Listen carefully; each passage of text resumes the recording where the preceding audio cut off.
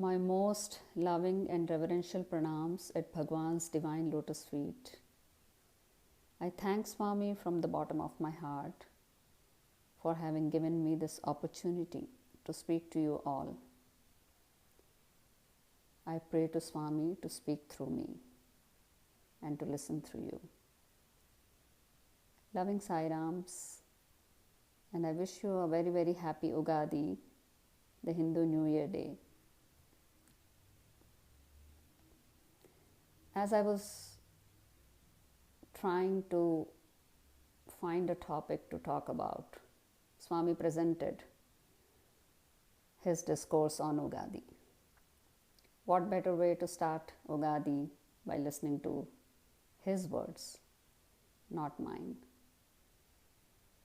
Swami says, UGADI or New Year Day is a festival that teaches lessons in selfless service. It is not intended for feasting. It is a sacred day when wholesome wisdom should dawn and enlightenment should blossom in the hearts of people. This is completely new for me. That's why I love Swami's messages. I love Swami's discourses because he presents completely a different picture than what we are aware or what we are used to. Swami says, the present age Kali Yuga started in the month of Chaitra, which is this month according to Hindu calendar. Hence the first day of Chaitra is called Yugadi, or beginning of a yuga. The aeons or the yuga are only measurement of time. Time is God. God is called Kala Swarupa, the very embodiment of time. Hence, we must respect time and spend it in useful pursuits. Wasting of time is ungodly. Let me repeat. Wasting of time is ungodly. UGADI teaches man the lesson that he should perfect himself as an embodiment of divinity. One should not waste time because a moment gone will not come back. The sadhana that Swami expects of us is to utilize our time in doing good deeds for the benefit of the society at large and not to satisfy our self-interest. Swami has reiterated many a times that God has endowed man with all the organs of perception and actions, the Jnanendriyas and Karmendriyas, not for selfish activities, but to do godly deeds and help others. In the Purusha Sukta, it is declared, Brahmanosya mukhamasit. That is, Brahmana came out of the face of the cosmic Purusha. The reason for this is that all organs of perception which help man to acquire knowledge, namely ears, nose and tongue, are in the face. Brahman does not mean the one that is born in the Brahmana community. It refers to the one who has the knowledge of Brahman. Brahmajnani Brahmanaha. Since the organs of perception are in the face, Brahmana, or the one who has the knowledge of the Brahman, is described as the face of the Supreme Lord. Through these organs, you can see, hear, and speak. Now, we all are aware of the famous quote of Swami. You must see no evil, but see only good. You must hear no evil, but hear only good. You must speak no evil, but speak only good. You must think no evil, but think only good. You must do no evil, but do only good. This is the real sadhana. You need not do japa, dhyana or tapas. Your monkey mind wanders elsewhere when you sit in meditation. Then it becomes waste of your precious time. Do your duty as dedication to the divine. You can thereby transform work into worship. Swami has told innumerable times about Navavidha Bhakti Marga. We have listened to many of Swami's discourses, and he loves to talk about the Navavidha Bhakti Marga. And that is the sadhana he wants us to follow. For sadhana, he says, the ninefold path of devotion has been prescribed for humanity.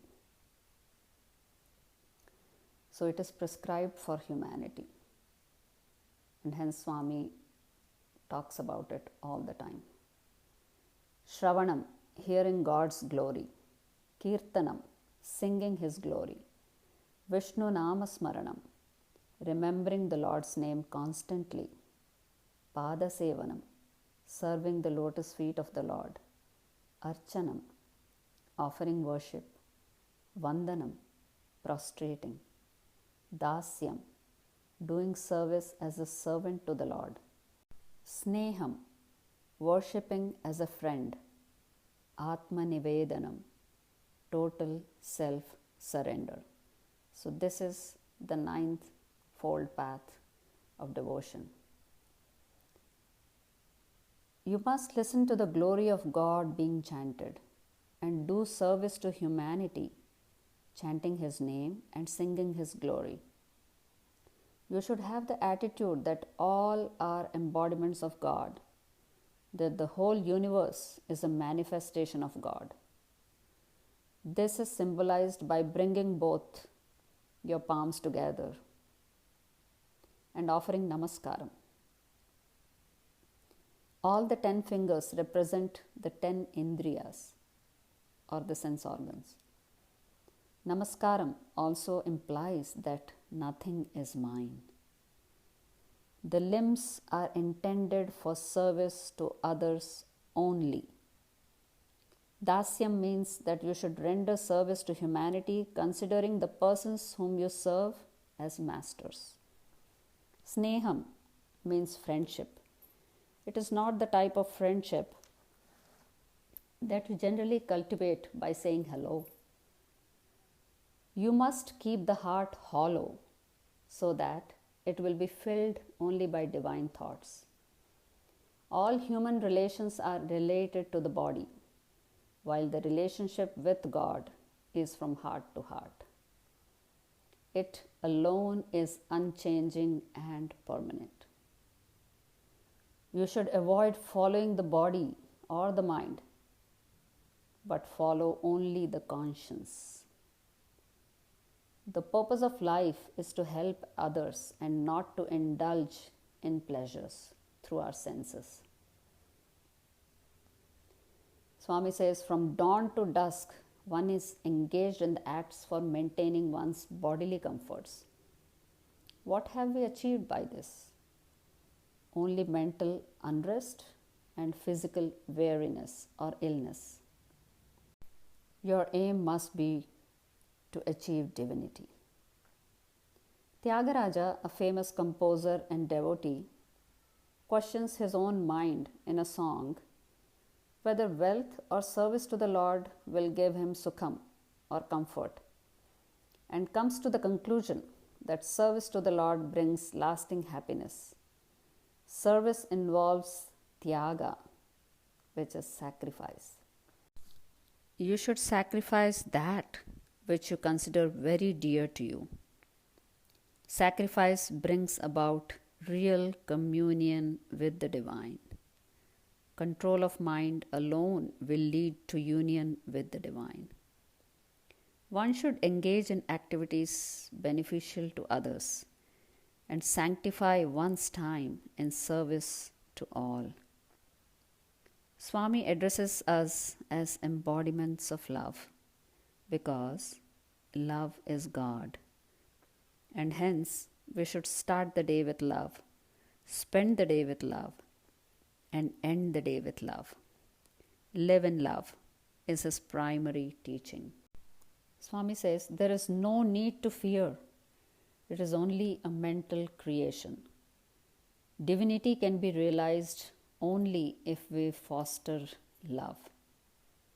Let us start this year, this new year, keeping these truths in our mind and spend every moment thinking of Him and engaging in good deeds. Jai Sai Ram. Thank you for your patient listening. Very grateful to Swami for choosing this instrument for a sacred purpose of ruminating on his lessons. I thank Professor Anil Kumar Garu for including me in this divine group where one can really progress on the path to self-realization. Thank you once again. Wish you all a wonderful and holy new year. Jai Sai Ram.